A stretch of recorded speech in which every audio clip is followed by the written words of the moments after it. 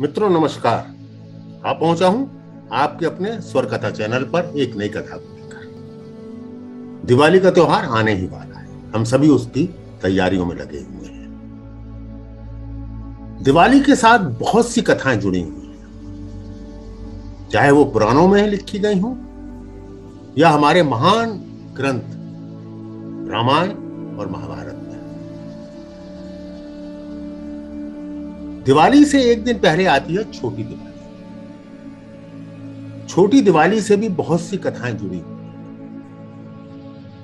सबसे मुख्य उनमें कथा है नरकासुर वध की।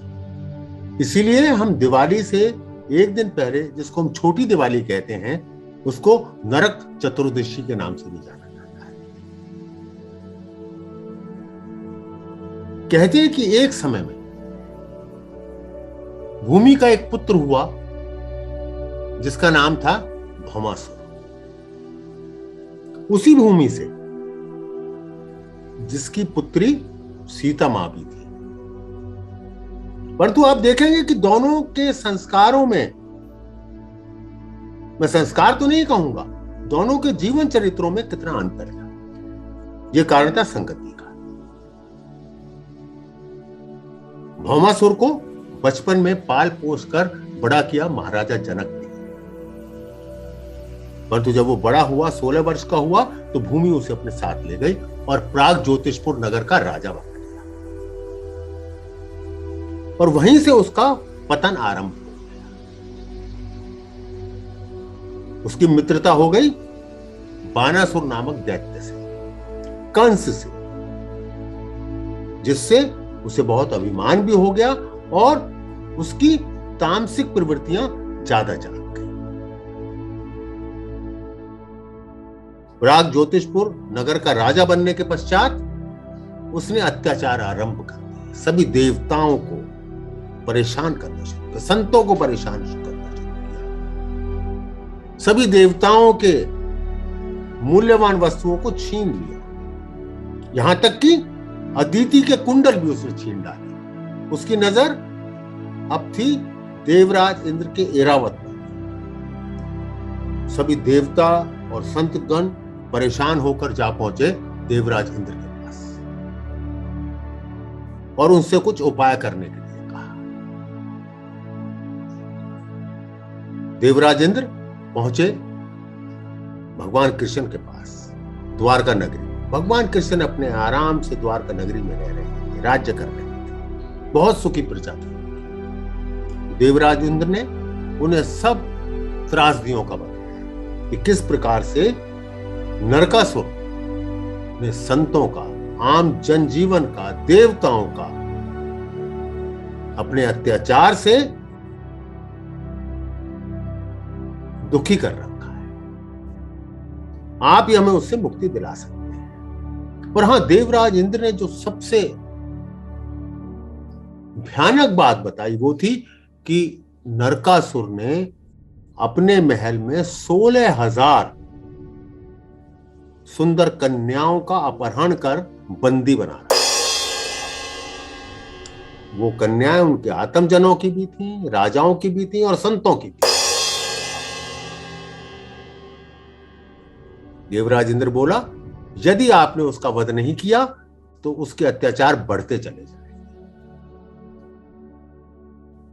भगवान श्री कृष्ण ने उनको आश्वासन दिया। फिर देवराज इंद्र ने उनको आगाह किया कि हे भगवान, भौमासुर, जिसका एक नाम नरकासुर भी था, भौमासुर किसी पुरुष से नहीं मर सकता। वो स्त्री के हाथ से ही मर सकता है। इस प्रकार का उसको वरदान प्राप्त। भगवान कृष्ण ने अपनी पत्नी सत्यभामा को साथ लिया, उसको सारथी बनाया और भौमासुर की नगरी से पहुंचने से पहले मुर नामक राक्षस ने उनका सामना किया। कोई बहुत बलवान दैत्य था, 6 पुत्र थे उसके। भगवान कृष्ण ने उसका वध किया। और मित्रों, क्योंकि मुर नामक दैत्य का उन्होंने वध किया था, इसलिए भगवान कृष्ण का एक नाम मुरारी भी है। हम सभी लोग उनको मुरारी भी कहते हैं। अनेक नामों में से एक नाम है भगवान कृष्ण का। जब भौमासुर को पता लगा कि मुर नामक दैत्य मारा जा चुका है, तो वो आ पहुंचा अपनी सेना के साथ, अनेक सेनापतियों को साथ ले और पागल हाथियों को साथ। उसने अपने नगर के चारों ओर बहुत ही दुर्गम रचना की, पहाड़ों से घिरा हुआ था उसका, फिर अग्नि से घिरा हुआ था उसका। इन सब बाधाओं को पार करते हुए भगवान कृष्ण सत्यभामा को साथ लिए आगे बढ़े और उन्होंने सत्यभामा की सहायता से नरकासुर का वध कर दिया। उसके पुत्र जब युद्ध करने आए, उनको भी भगवान कृष्ण ने वध करने की ठानी। तभी नरकासुर की मां भूमि आ पहुंची। भूमि देवी ने भगवान कृष्ण से प्रार्थना की, विनती की कि यदि इसके पुत्र मर गए तो भौमासुर का वंश ही खत्म हो जाएगा।